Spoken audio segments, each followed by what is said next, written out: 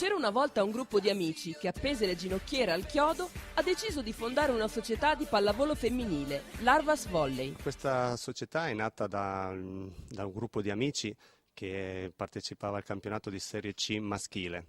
Dopodiché, dopo qualche anno, abbiamo acquisito i diritti di una prima divisione della Wisp Chioggia femminile, e con questa squadra dopo abbiamo continuato, una volta smesso di giocare noi ragazzi, e abbiamo continuato ad allenare e a portare in alto il nome della pallavolo femminile Chioggiota. La storia continua dunque grazie alla passione ed all'amore per la pallavolo. Fra l'altro un ex giocatore che l'anno scorso è diventato sponsor della squadra con la sua azienda Power Horse, oggi è il presidente della società. Facciamo servizi nel campo del lusso, noleggiamo auto, barche, aerei e soprattutto organizziamo viaggi.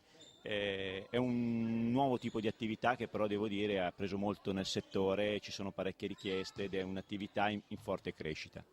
Ci siamo avvicinati al pallavolo perché il presidente di quella società, che sono io, sono un ex giocatore, ho la figlia che gioca e di conseguenza ho sempre creduto nell'ambito sportivo e nella squadra, nei giochi di squadra, in modo particolare la pallavolo, che è sempre stata la mia passione.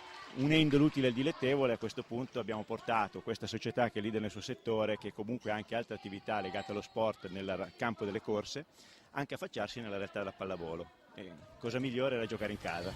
La passione e l'amore per il volley, dicevamo, ma anche e soprattutto l'unione e la collaborazione tra le diverse realtà del territorio. La nostra società collabora con la società Pallavolo Pellestrina.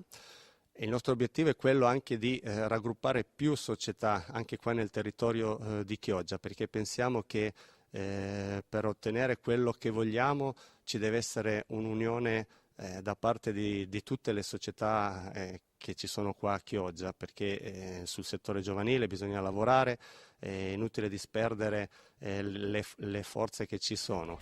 L'Arvas Volley crede nelle giovanissime e per dimostrarlo lancia il progetto Micro Volley. Oltre al mini volley che comunque si sente un po' dappertutto, specialmente da quest'anno abbiamo inserito un nuovo corso Micro Volley per bambini dai 3 ai 6 anni. Ovviamente non si fa pallavolo, è un'attività ludica, propedeutica al gioco, dove però anche questi piccoli atleti possono riuscire ad esprimere con il proprio corpo, con lo stesso con la palla, con il pavimento, con mille cose, la loro personalità anche se sono piccolini. Saliamo di età e parliamo di Under 12 e Under 13, dove troviamo un allenatore di casa. Io sono molto contento perché le bambine frequentano assiduamente gli allenamenti con molto impegno e mi sembrano molto contente. Questo è quello che mi raccomando per adesso, e poi giochiamo con il sorriso in campo e questo è un altro elemento senz'altro in più.